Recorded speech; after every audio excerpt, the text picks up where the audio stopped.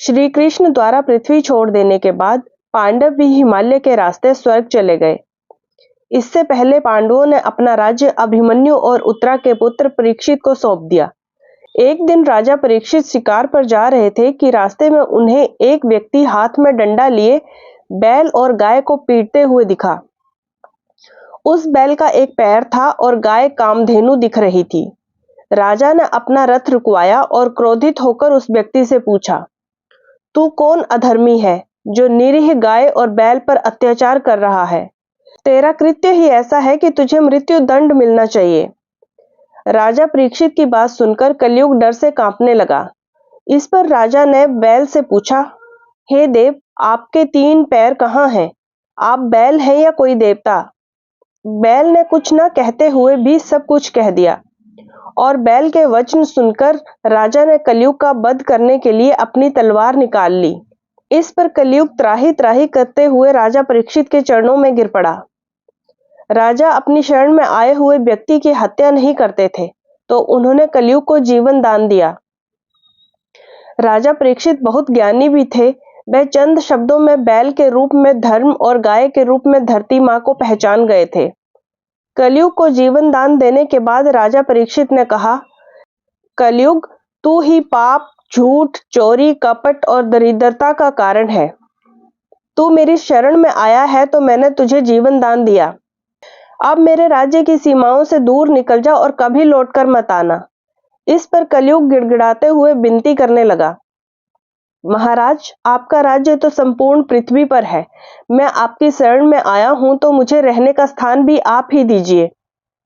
कलयुग की विनती स्वीकार करते हुए राजा परीक्षित ने उसे रहने के लिए जुआ, मदिरा, पर स्त्री गमन और हिंसा जैसी 4 जगह दे दी। इस पर कलयुग ने विनती की, हे राजन, ये चारों जगह मेरे लिए पर्याप्त नहीं है, आप एक और स्थान मुझे दीजिए। इस पर राजा ने उसे सोने अर्थात स्वर्ण में रहने की अनुमति दे दी और शिकार के लिए आगे बढ़ गए। कलयुग को स्थान देते समय राजा ये भूल गए कि उन्होंने सिर पर सोने का ही मुकुट पहना हुआ है। राजा से स्थान मिलते ही कलयुग तब तो वहां से चला गया, लेकिन थोड़ी देर बाद सूक्ष्म रूप में वापस आया और राजा के मुकुट में बैठ गया। शिकार के रास्ते में राजा को प्यास लगी तो वह शमीक ऋषि के आश्रम में चले गए। उस समय शमीक ऋषि ध्यान में लीन थे और राजा द्वारा पानी मांगे जाने पर भी उन्होंने कोई उत्तर नहीं दिया। इस पर राजा के मुकुट में बैठे कलयुग ने अपना असर दिखाया और राजा के मन में ऋषि को मृत्यु दंड देने का विचार आया, किंतु अच्छे संस्कारों के कारण उन्होंने ऐसा करने से खुद को रोक लिया। लेकिन कलयुग के बुरे प्रभाव के कारण उनकी मति भ्रष्ट हो गई और उन्होंने एक मरा हुआ सांप शमीक ऋषि के गले में डाल दिया। पृथ्वी के किसी मनुष्य पर कलयुग का ये पहला प्रभाव था और उसने सबसे संस्कारी राजा को ही अपना शिकार बनाया। जब शमीक ऋषि के पुत्र श्रृंगी स्नान करके लौटे तो उन्होंने देखा कि उनके पिता समाधि में बैठे हैं और उनके गले में मरा हुआ सांप पड़ा है। यह देखकर वह बहुत क्रोधित हुए और पता करने पर उन्हें एक राजा द्वारा ये कृत्य करने के बारे में पता चला।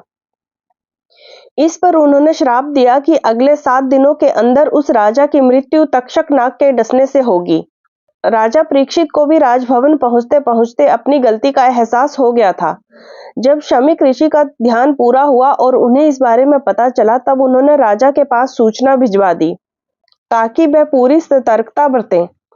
शमीक का एक शिष्य राजा परीक्षित के पास गया और कहने लगा, हे राजन, ब्रह्म समाधि में लीन शमीक ऋषि की ओर से आपका उचित आदर सत्कार नहीं हुआ, जिसके लिए उन्हें अत्यंत खेद है।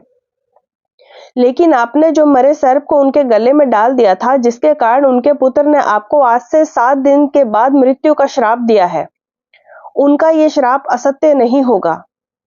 अतः आपसे निवेदन है कि आप अपने इन 7 दिनों तक सच्चे मन से ईश्वर की आराधना में लगाएं, ताकि मोक्ष मार्ग का आपको रास्ता मिले।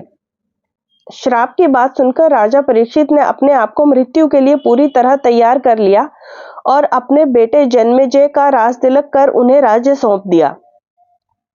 परीक्षित व्यास पुत्र सुखदेव मुनि के पास गए, जहां राजा परीक्षित को सुखदेव मुनि ने 7 दिन तक लगातार भागवत कथा सुनाई थी।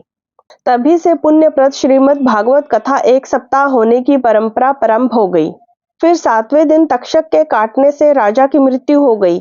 जब जन्मेजय को पिता की मृत्यु का कारण पता चला तो उन्होंने सभी सांपों को मारने के लिए सर्पसत्र यज्ञ किया। इस पर सभी सांप आकर हवन कुंड में गिरने लगे। डरे हुए तक्षक ने इंद्र के सिंहासन से लपेटा ले लिया और फिर आस्तिक ऋषि के समझाने पर जन्मेजय ने अपना यज्ञ रोका। फिर पृथ्वी पर इतना सक्षम कोई राजा नहीं बचा जो कलयुग को रोक सके।